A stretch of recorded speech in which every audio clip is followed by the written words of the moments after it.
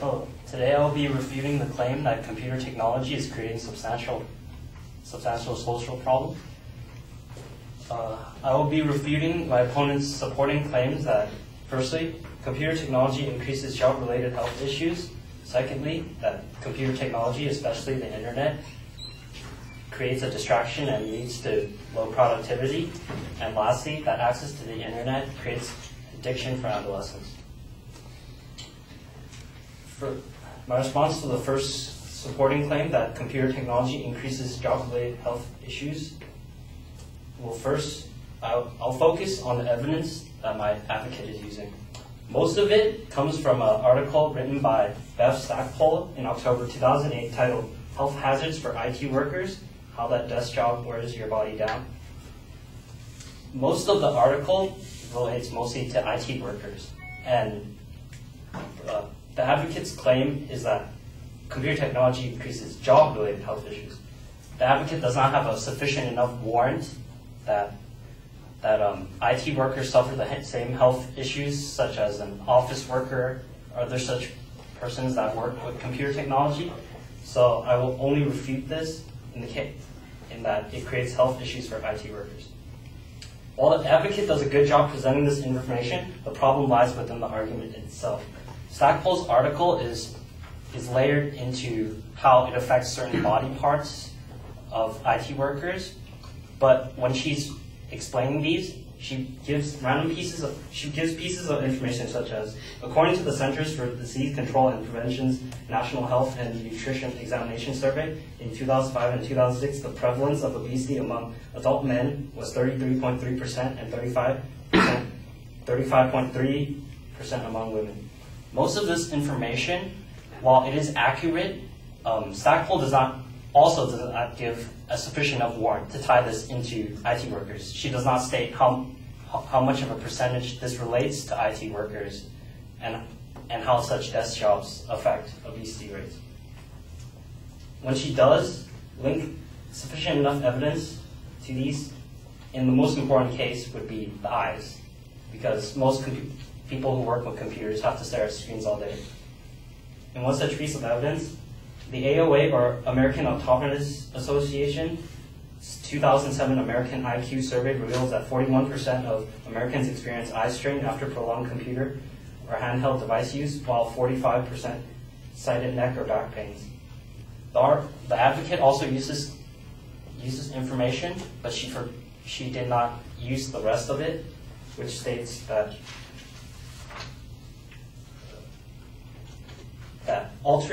towards the end, altering view distance, changing the screen setup, ensuring proper lighting, and monitoring the equipment of ergonomics of desk environments can help, but taking frequent eye breaks is just as important. Basically, the AOA provided also guidelines for such IT workers to prevent such things from happening.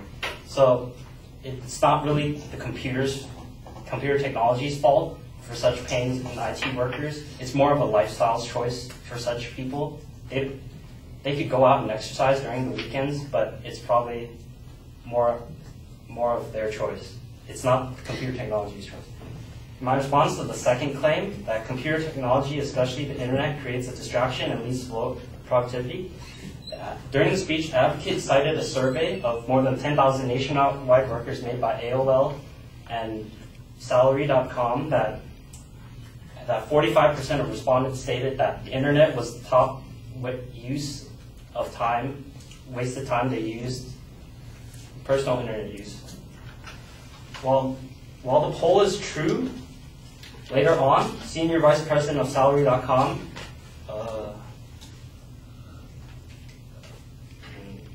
he stated that the companies actually expect time such as this to be wasted, and it is already accounted for in the salary and calculation, and also that this downtime can also be very constructive. He states that such trolling the internet or having casual office conversations can turn into new business ideas, ways to improve efficiency, or just strengthen bonds between workers. And also, without such times, if these not witnessed break times were enforced, workers have to work straight through would have to work straight through without any breaks, really, and that's really taxing on them and would also hurt productivity. In response to the third claim that access to the internet creates addictions for adolescents, while the advocate has sufficient evidence and statistics, their argument hinges on the base fact that computer technology creates an addiction. I don't agree with this. I've been roaming the internet and gaming since I was around 7 years old, and I found, while problematic, it does not really create an addiction. Agreeing with me is New York psychiatrist Ivan Goldberg, who says there is no question that there are people who are seriously in trouble because of the fact that they're overdoing their internet involvement, but also that this is caused by a disorder, not an addiction. Merriam-Webster's medical dictionary defines addiction as compulsive need for and use of a habit-forming substance characterized by tolerance and by well-defined psychological symptoms upon withdrawal. Also, Jonathan Bishop, a researcher that focuses on internet communities in Wales, states that the internet is an environment. He says you can't be addicted to an environment.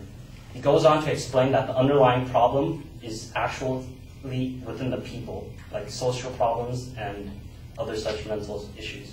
In conclusion, to the advocate's claim that computer technology is creating substantial problems, this cannot be confirmed because,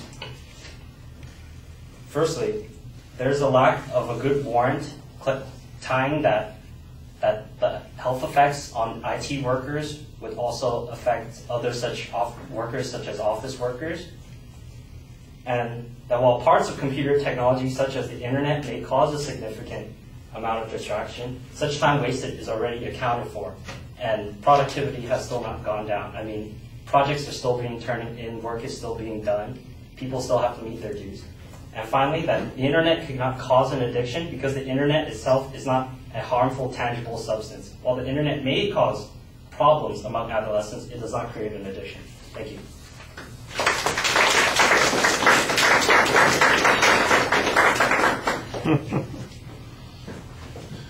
Well, we got that speech being responded to back by two different people with very different approaches to it. It's very clearly outlined and structured. I think sometimes your pacing is a little bit deliberate, but it helps keep things clear. The problem is that you're going a lot over time. And when you get to the summary, which I thought you did a nice job on, I was still anxious because it really felt like we had gone on for a while, and so you needed to get to the point a little bit quicker. Your explanation on the first point about why we shouldn't be generalizing from the research that's specifically about IT users is okay. You need to explain, for instance, that there's going to be a substantial difference between IT and other people who use computers. For instance, secretaries or administrative personnel or designers, for instance, who use computers for limited amounts of time or don't spend all day inputting data the same way that an IT person does, that that their conditions are going to be different. I also thought that you had a good explanation later on that says, all you had to do is make a couple of simple adjustments and it minimizes those problems based on the, how far away you sit from the screen and those kinds of things. So I thought that those were good responses. Transition to the second point was pretty clear. Again, you had a good counterclaim on this issue without denying the fact that there is time wasted on the internet. You just try and put it into context and suggest that, in fact, it's not really so much that it's wasted as it's time being utilized in a way that is not necessarily directly related to the company, but in the long run has an advantage for the company. And I think that that's a good counterclaim to be making at that point. The issue on addiction versus disorder and the impact there, I'm not sure that gets you much. It feels like a semantic argument rather than really something that addresses substantive issues. All right, we've got to cut it short because we've got a bunch of people still here from us.